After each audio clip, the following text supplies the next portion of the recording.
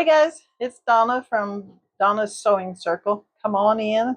Glad to have you. We're always made room for one more. Today is lesson 7 in the 15-day series. If you found me, you must be a beginner quilter. That's what this series is all about. So I'm glad you're here, and I hope that my series makes quilting a whole lot easier. What I'm doing is this 15-day series is trying to take all the mystery out of making quilts before we actually start making a quilt. The next, after the 15-day series, I will be teaching quilting. I have a pattern. It's called Jacob's Ladder. We will be learning that. I will have it available on my website, and it's free. It's free to download, so you can follow along. It's a beautiful pattern. It's called Jacob's Ladder. So anyway, today what we're doing is learning how to read a pattern.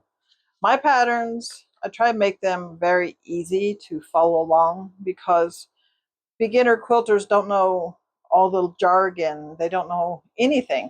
So I wanted to make it pretty easy.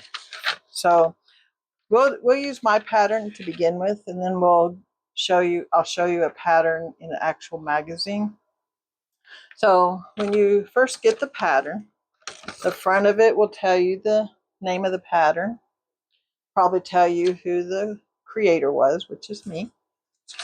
Inside, the very first thing it will tell you is how much fabric you'll need, and then it will tell you how many blocks you'll need to cut and the sizes. It's very simple.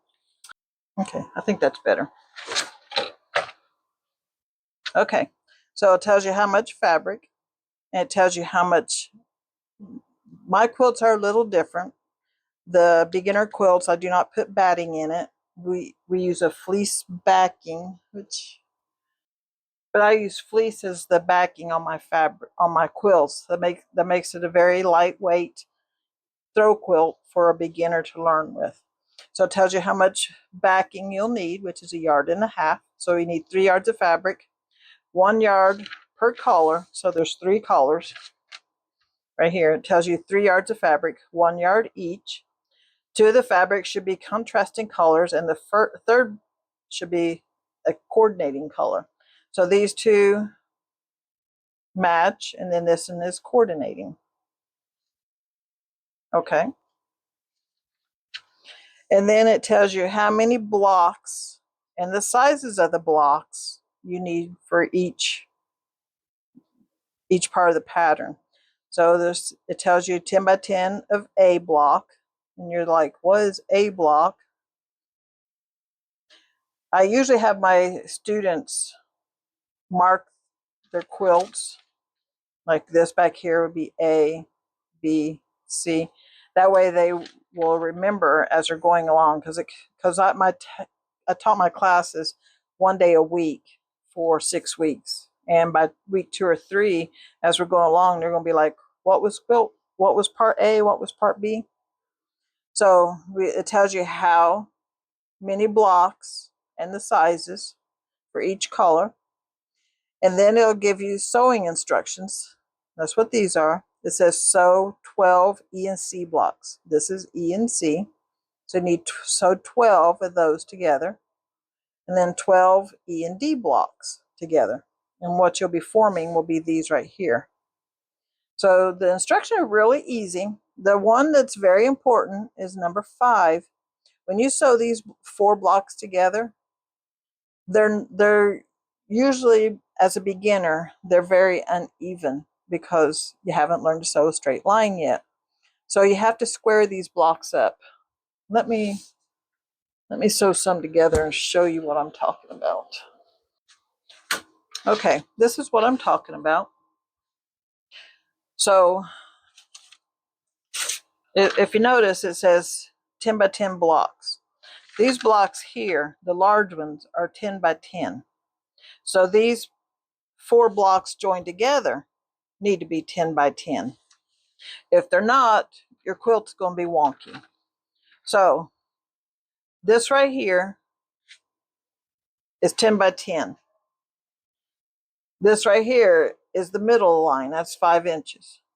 So I'll put my quilt piece right here, 10 inches. Anything that extends beyond this line or this line needs to be cut off, because you have to have square blocks. I purposely made these blocks a little bit larger to accommodate beginner quilters, because they have a hard time sewing a straight line. So I purposely did this I purposely made it crooked just so I could show you. Okay, now after I cut those two sides, I flip it and reposition it 10 to 10. And the reason you do this, if I was to even this all out here, your quilt would be rectangles, because you would be cutting more off. See how these are uneven? I did that on purpose. So you have to flip your block around and cut every side.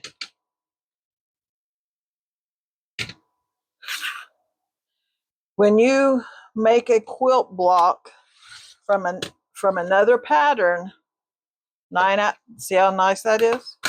Now it's a 10 by 10 block, and it will fit snugly and beautifully next to these 10-inch blocks. This is the part that a lot of new beginners forget about. You've got to square up your quilt block that you've joined together. Okay? That's what's written in red here, so you understand it. When you read a pattern in a magazine, unfortunately, they're not going to give you the excess fabric to make a mistake. Even the beginner quilt patterns don't do that.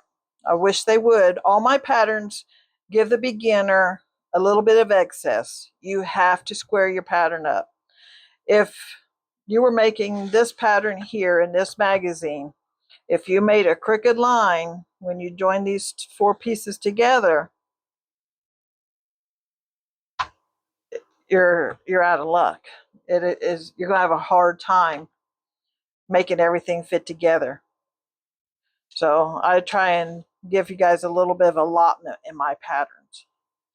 So once you get the block squared up, that's a very important part. Don't skip it.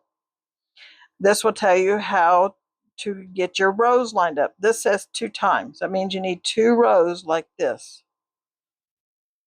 And it's very important that you learn to sew a straight line. A lot of new beginners don't think it matters, and it does. It's very important. So this tells you what each row needs to look like.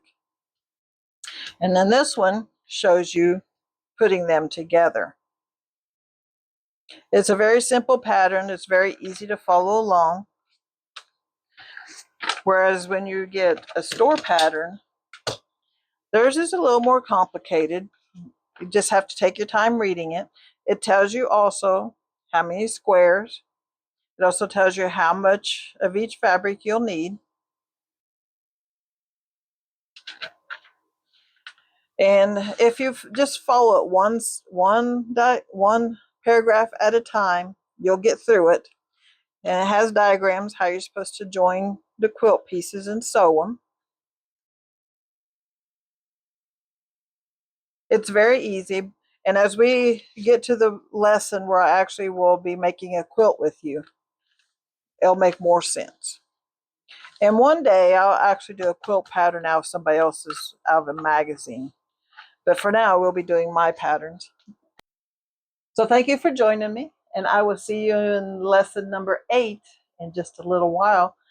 It'll take me a little bit to get them made up, but you can just binge watch and watch them all straight through. But I'll see you in lesson 8. God bless. Have a good day.